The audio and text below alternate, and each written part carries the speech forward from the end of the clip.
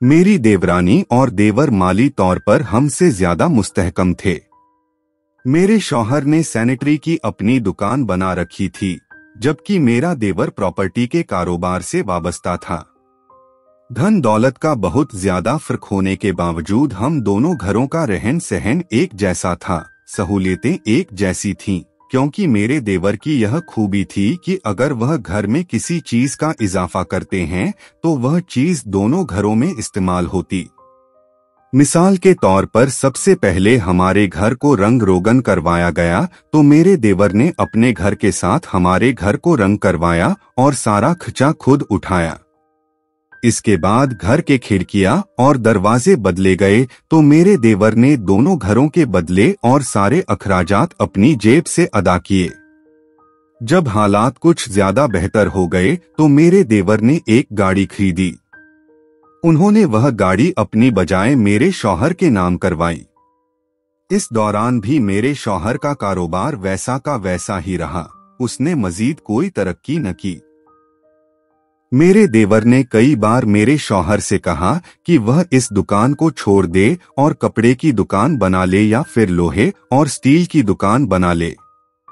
जब इस दुकान से मुनाफा नहीं हो रहा बल्कि घर का खर्च भी पूरा नहीं हो रहा तो इस दुकान पर वक्त जाया करने का क्या फायदा।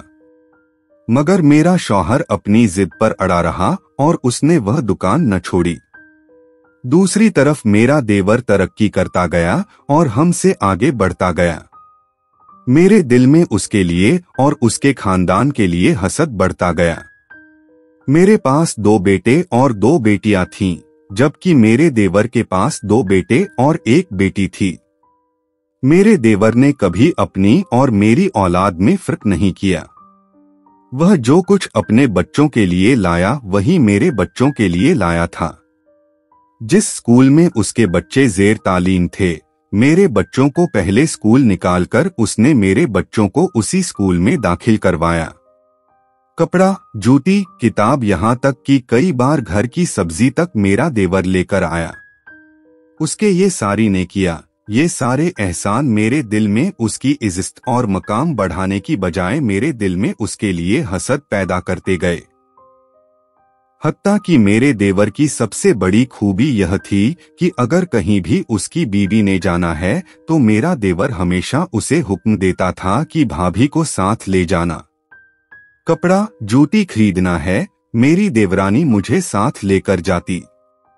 मैं अपनी पसंद का कपड़ा, जूती खरीदती और मेरी देवरानी अपनी पसंद का खरीद लेती। यूं जैसा कपड़ा मेरी देवरानी का आता वैसा ही मेरा आता और इस चीज का खर्चा भी मेरा देवर ही बर्दाश्त करता। यहाँ तक कि जब मेरी छोटी बहन की शादी थी और मेरी बहन उस वक्त अपने साथ टीवी ले जाने की जिद करती थी, हमारे पास इतने वसाइल नहीं थे कि हम टीवी का इंतजाम कर पाते, तो उस वक्त मेरे देवर ने टीवी खरीद कर दिया और यूं मेरी बहन की रुखसती हुई। दरअसल बात फिर वहीं की वहीं आ जाती है कि इन सब नेकियों के बाद भी मेरे दिल में हसद बढ़ता गया। यहाँ तक कि मैंने अपने देवर और उसकी औलाद को नीचा दिखाने का फैसला कर लिया। मैंने कई किस्म के जादूगरों और आमिलों से मदद भी ली, लेकिन अपने मकसद में कामयाब न हो सकी। हर कोई मेरे देवर के बारे में यही कहता कि उसका कोई अमल उसकी हिफाजत करता है, उसका मुहाफिज बना हुआ है। मुझे बताया गया कि मैं सिर्फ एक सूरत में कामयाब हो सकती हूँ कि उसकी औलाद या वह खुद मेरे घर में आ जाए, वह हर वक्त मेरे करीब रहे और मैं हर वक्त यानी ज्यादा से ज्यादा वक्त उस पर अमल करके फूकती रहूं। उस जादूगर के दिए गए तावीज उस फर्द के करीब रखूं, उसके साये में रखूं, तो फिर शायद मैं अपने मकसद को पूरा कर लूं। मैंने ऐसा ही किया। मैंने अपने शौहर से कह के अपने बड़े बेटे की शादी अपने देवर की बेटी से करवा दी। वह रुखसत होकर हमारे घर आ गई। मैं बज़ाहिर उसके साथ बहुत नॉर्मल रही, उसे प्यार मोहब्बत से अपने करीब रखा, लेकिन उस पर जादू टोना और मुख्तलिफ किस्म के अमल करना शुरू कर दिया। शुरू में मुझे कोई खातिर ख्वाह नताइज न मिले। कभी वह बीमार हो जाती और थोड़े अरसे बाद ठीक हो जाती। कभी वह अपने बाप के घर गई होती तो उसके बाप को कारोबार में नुकसान हो जाता, लेकिन ये सब चीजें आर्जी थीं। मुझे इन चीजों से तस्कीन नहीं मिल रही थी। फिर मैं अपनी एक जानने वाली के जरिए सिंध के एक आमिल से मिली। यह नहीं कि मैं खुद सिंध गई, बल्कि मैंने अपनी जेब से अखराजात अदा करके उस आमिल को यहाँ बुलवाया, उसको एक होटल में रखवाया।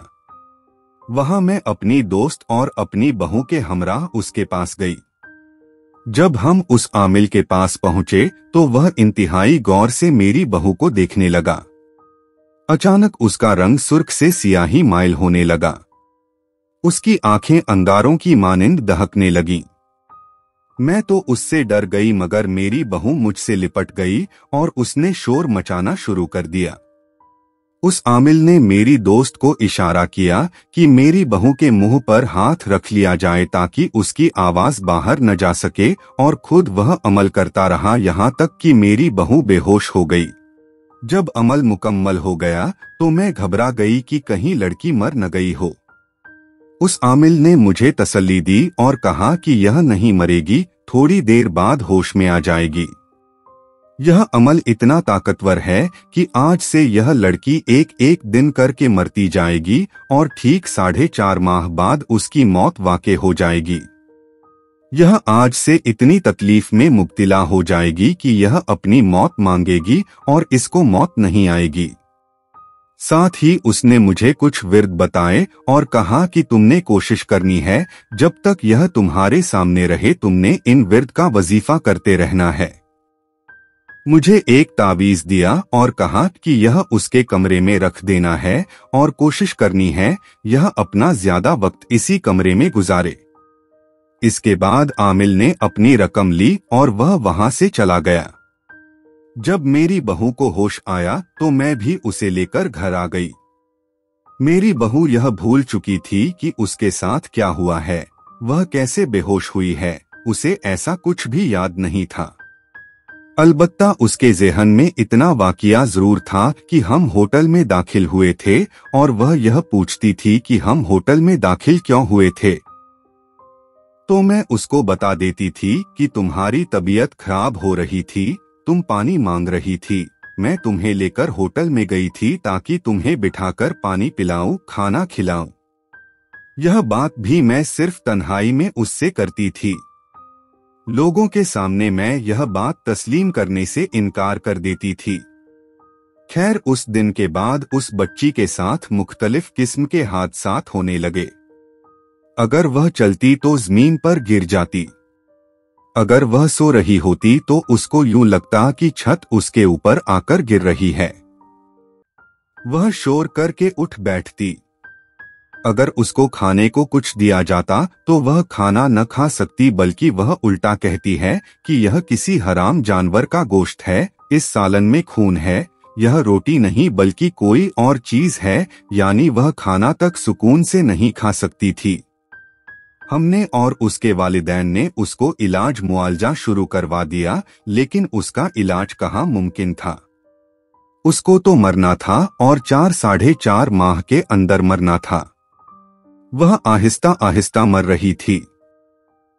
यकीन करें, एक वक्त आया कि भूख से वह निढाल थी, और इस कदर निढाल थी कि भूख की वजह से उससे उसकी आंखें नहीं खोली जा रही थीं, मगर इसके बावजूद वह खाना तक नहीं खा सकती थी।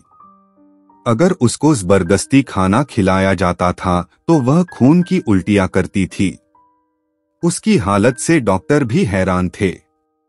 अगर एक बार उसकी मेडिकल रिपोर्ट में मैदे का मसला आता तो दूसरी बार जिल्द का आ जाता, तीसरी बार हड्डियों का आ जाता, चौथी बार दिमाग का आ जाता।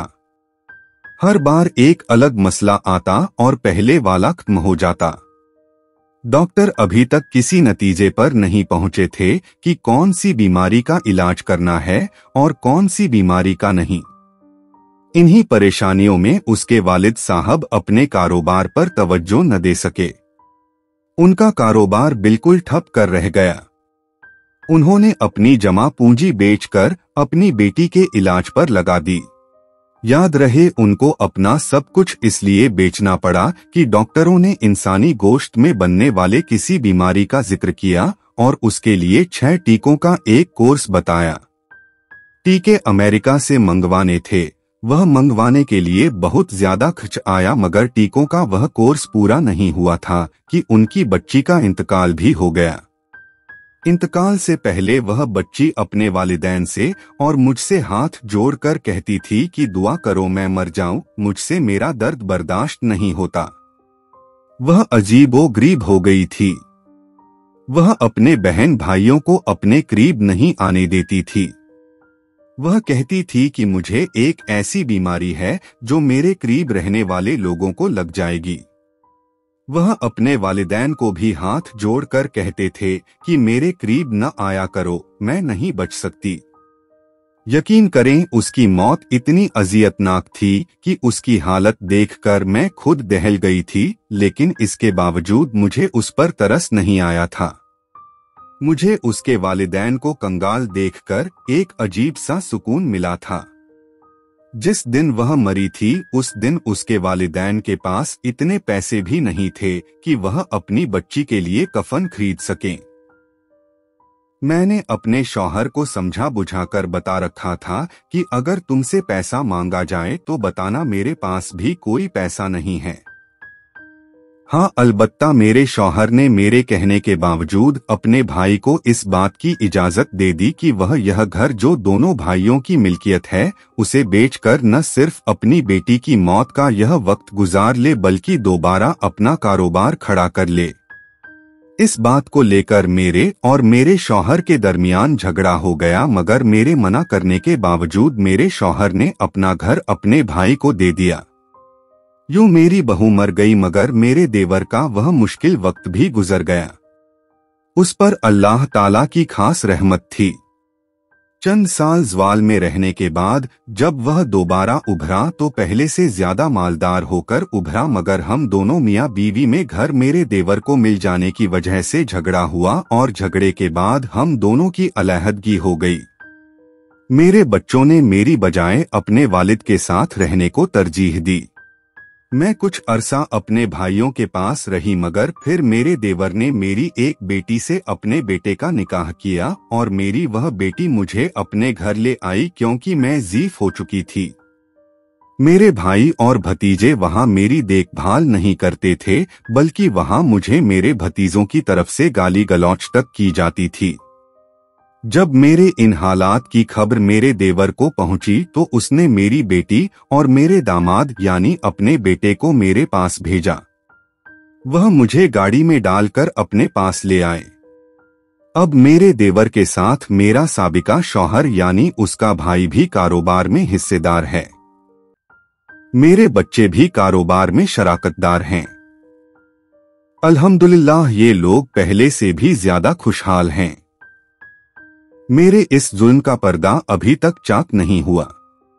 मेरा देवर मुझे इंतहाई इज्जत देता है, मेरी हर किस्म की जरूरियात का ख्याल रखता है।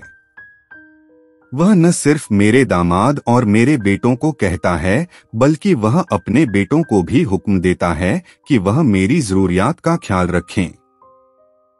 मेरे यहाँ रहने पर मेरे साबिका शौहर ने एतराज किया है, मगर मेरे देवर का कहना है कि वह अपने बच्चों की जिम्मेदारी है, उसके बच्चे उसके बारे में अल्लाह ताला की जात को जवाबदेह हैं, इसलिए हम उसे उसके बच्चों के घर से नहीं निकाल सकते। वह अपनी बेटी के पास रह रही है, तुम्हें हक नहीं पहुंचता कि तुम उसे कोई तकलीफ दो या फिर उसे घर से निकाल लो। मैं आज भी अपने देवर को देखती हूँ तो सोचती हूँ कि यह कितना अजीम इंसान है। मेरे दिल में कई बार ख्याल आता है कि मैं हाथ जोड़कर उससे अपनी गलती की माफी मांगूं, मगर फिर मैं डर जाती हूँ कि उसको बेटी कितनी अजीज थी। अगर उसको मेरी हकीकत पता चलेगी तो क्या वह मुझे माफ कर पाएगा? शायद वह मुझे माफ नहीं कर पाएगा, बल्कि हो सकता है मुझे अपने हाथों से कत्ल कर दे, या फिर शायद वह हिम्मत कर ले, खामोश हो जाए, दरगुजर कर जाए। मगर मेरी साबिका बहू के भाई, खास तौर पर मेरा दामाद ही मुझे नहीं छोड़ेगा, क्योंकि मुझे याद है उनको उनकी बहन कितनी अजीज थी। ये लोग अपनी मरी हुई बहन के पाँव पकड़ पकड़ कर उसकी मिन्नत समाजात कर रहे थे, उसको उठाने की कोशिश कर रहे थे। उनकी बहन मरी हुई थी और ये अपनी बहन के पाँव चूम रहे थे। ये लोगों को अपनी बहन को गुस्ल तक नहीं देने दे रहे थे। अगर इनको पता लग जाएगा कि इनकी बहन को ये सारी अजियत मैंने दी थी तो शायद ये मुझे कभी माफ नहीं करेंगे। इसलिए मैंने फैसला किया है कि मैं अपने गुनाह को तस्लीम नहीं करूंगी।